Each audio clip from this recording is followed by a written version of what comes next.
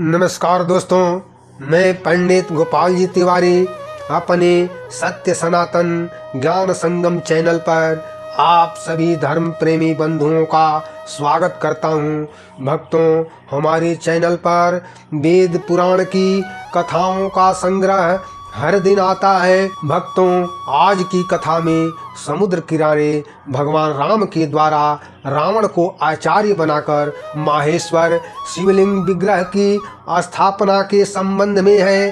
कथा अच्छी लगे तो लाइक करें, शेयर करें ताकि अधिक से अधिक लोग इस कथा को देख सकें। धर्म प्रेमी बंधुओं, प्रभु श्री राम लंका विजय की तैयारी में हैं।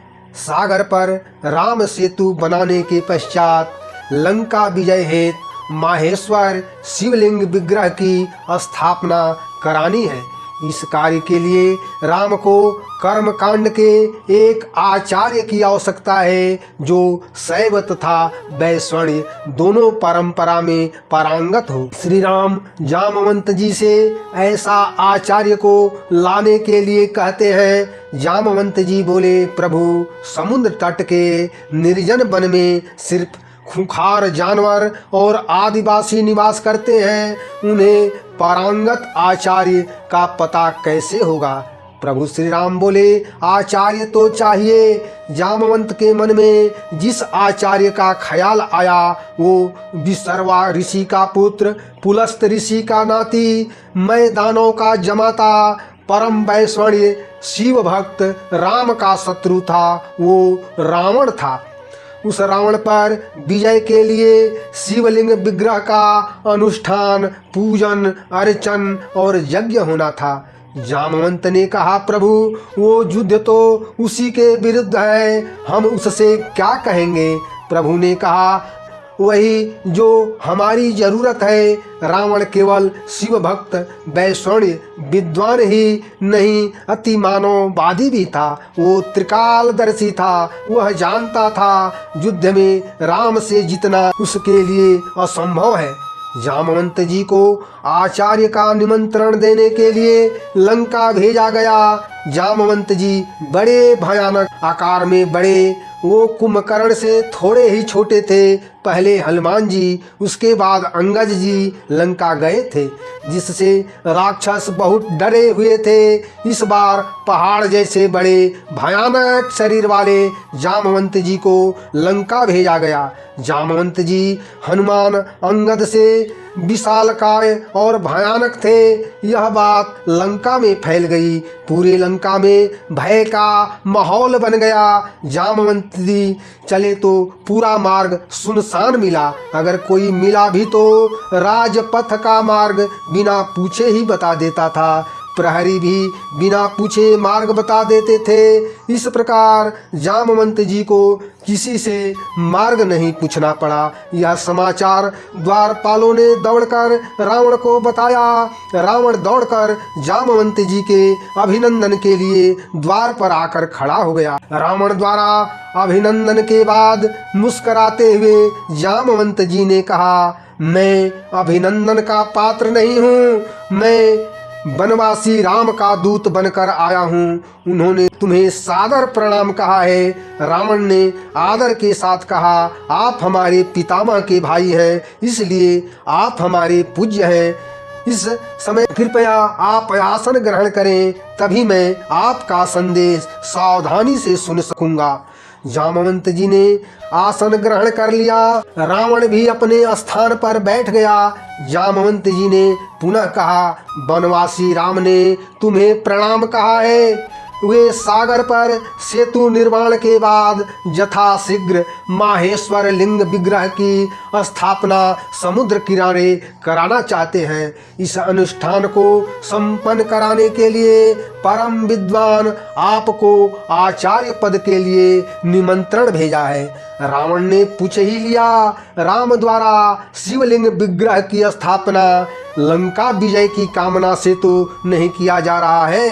जामवंत जी ने कहा, बिल्कुल ठीक। श्री राम की शिव चरणों में पूर्ण भक्ति और पूर्ण आस्था है। प्रहस्त आंखें तरेरते हुए गुर्राया, अत्यंत धृष्टता, नितांत निर्लजता। लंकेश ऐसा प्रस्ताव कभी स्वीकार नहीं करेंगे। रावण ने कठोर शब्दों में फटकार लगाया, तुम्हें मध्यस्थता करने के लिए किसने कहा? जीवन में पहली बार किसी ने रावण को ब्राह्मण माना है। मैं आचार्य बनने योग्य हूँ। जाना है क्या रावण इतना मूर्ख बनना चाहेगा कि सनातन के प्रथम प्रतिष्ठित महर्षि पुलस्त के सगे भाई, महर्षि वशिष्ठ के जजमान और अपने आराध्य शिव की स्थापना में आचार्य पद का निमंत्रण अस्वीकार कर दे?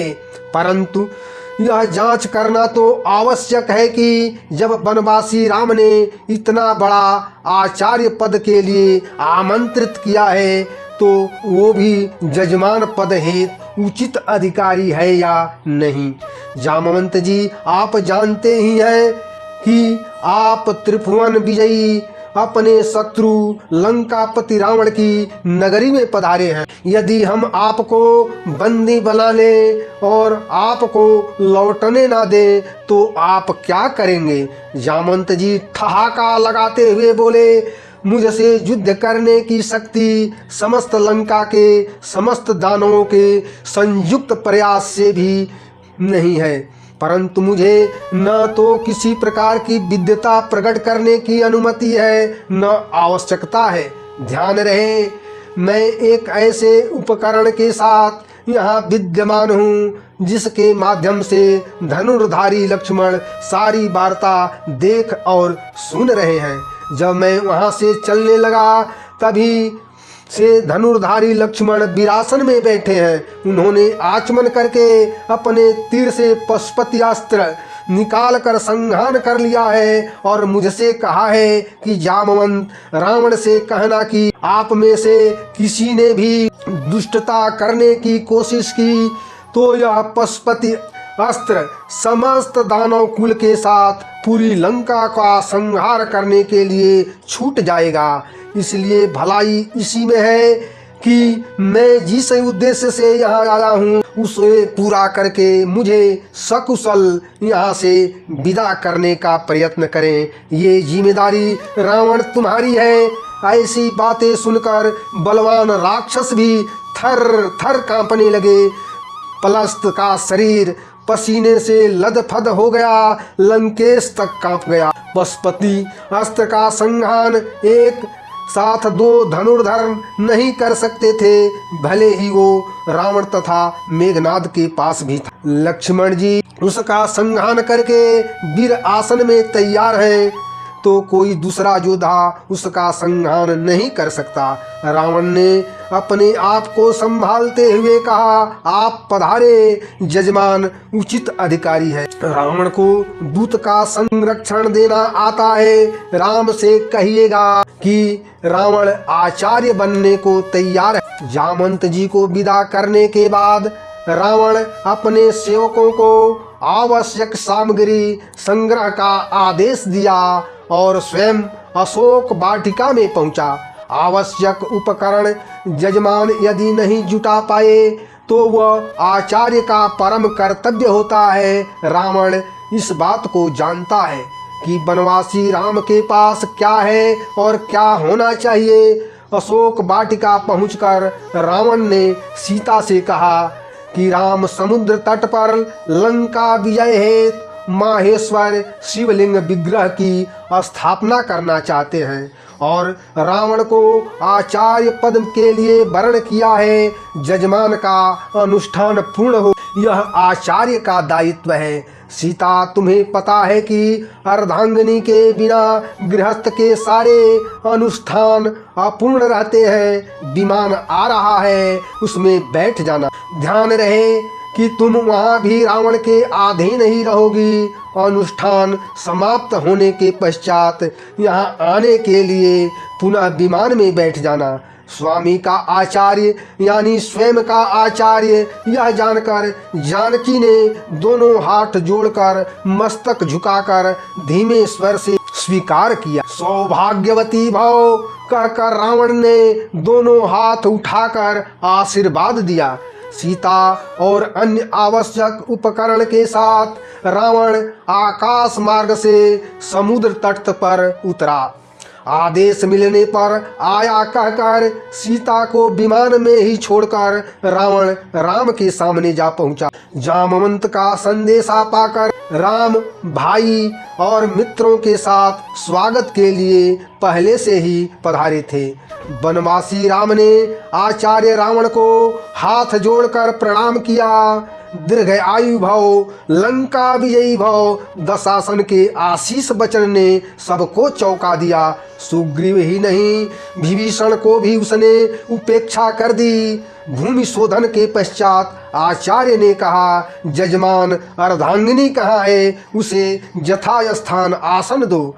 राम ने माथा झुकाकर हाथ जोड़कर अत्यंत विनम्र स्वर से प्रार्थना की कि अगर जजमान विकल्प जुटाने में असमर्थ हो तो समर्थ आचार्य अन्य विकल्प से अनुष्ठान पूर्ण करा सकते हैं। रावण बोला, अवश्य अवश्य, परंतु अन्य विकल्प के अभाव में ऐसा संभव है, प्रमुख विकल्प के अभाव में नहीं। जब तुम अविवाहित, परित्यक्त अथवा विधुर होते तो ऐसा संभव था। इसके अतिरिक्त तुम सन्यासी भी नहीं हो और पत्नी हीन वानप्रस्थ का भी तुमने व्रत नहीं लिया है। ऐसी अवस्था में तुम पत्नी के बिना अनुष्ठान कैसे कर सकते हो? राम ने कहा, कोई उपाय आचार्य। रावण ने कहा, आचार्य आवश्यक साधन विकल्प अनुष्ठान उपरांत वापस ले जाते हैं, स्वीकार हो तो किसी को भेज दो। सागर के किनारे विमान में जजमान पत्नी विराजमान है। राम ने हाथ जोड़कर मस्तक झुकाकर इस सर्वश्रेष्ठ युक्ति को स्वीकार किया। राम के आदेश के बाद विभीषण मंत्रियों सहित विमान के पास पहुँचे और सीता सहित वापस आए। अर्ध जजमान के पास बैठो। आचार्य के इस आदेश का वैदेही ने पालन किया। कलश स्थापना, गणपति पूजन, नवग्रह पूजन के पश्चात आचार्य ने पूछा, लिंग विग्रह यजमान। यजमान ने निवेदन किया, उसे लेने गत रात के प्रथम प्रहर से हनुमान कैलाश को गए हैं, आते ही होंगे। आचार्य ने आदेश दिया, विलंब नहीं किया जा सकता, उत्तम मुहूर्त उपस्थित है। तुरंत जजमान पत्नी बालुका से लिंग विग्रह बना ले। वैदेही ने समुद्र तट के आर्द्र बालुकाओं से शिवलिंग विग्रह तैयार किया। जजमान द्वारा बालुकाओं से लिंग विग्रह का आधार पीठ तैयार किया गया। श्री सीताराम ने माहेश्वर लिंग विग्रह स्थापित किया। आचार्य ने संपूर्ण विधि विधान से अनुष्ठान संपन्न कराया। अब बारी आती है आचार्य के दक्षिणा की। राम ने पूछा, आपकी दक्षिणा आचार्य? रावण ने कहा, घबराओ मत यजमान, स्वर्णपुरी के स्वामी को दक्षिणा में संपत्ति नहीं चाहिए। राम बोले, आचार्य जानते हैं कि यजमान वनवासी है, फिर भी राम आचार्य की मांग पूर्ण करने की प्रतिज्ञा करता है। रावण ने कहा, आचार्य जब मृत्युशैया ग्रहण करे तब यजमान वहां उपस्थित रहे, यही दक्षिणा होगी। राम ने कहा, ऐसा ही होगा आचार्य। यजमान ने वचन दिया और समय आने पर उसे निभाया भी। यह दृश्य देखकर वहां उपस्थित सभी जन समुदाय की आंखों में प्रेम के आंसू भर गए।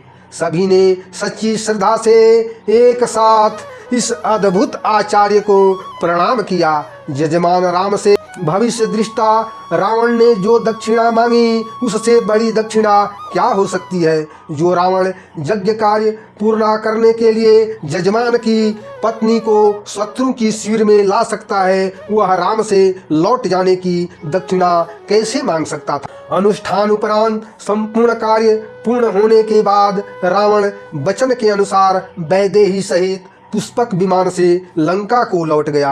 यह कथा रघुवंशम नामक धार्मिक ग्रंथ से लिया गया है।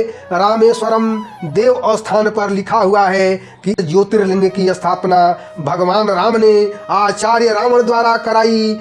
यह रामेश्वर ज्योतिर्लिंग 12 ज्योतिर्लिंगियों में से एक है। रामेश्वरम ज्योतिर्लिंग स्थापना की कथा अच्छी लगे तो चैनल को सब्सक्राइब करके बेल आइकन जरूर दबाएं। जय श्री राम।